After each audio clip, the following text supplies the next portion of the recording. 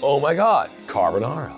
Looks very good. I love the plating. My dad used to own like a houseware store, so he used to sell pots, plants, plates, this and that.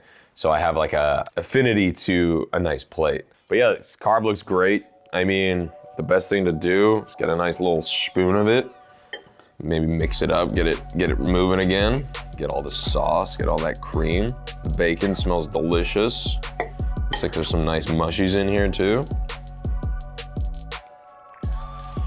The cream is like very, very nice. I feel like the mix and the egg and the cream and the cheese. Honestly, you can never, I mean, you can fuck up a carbonara, but this shit's delicious.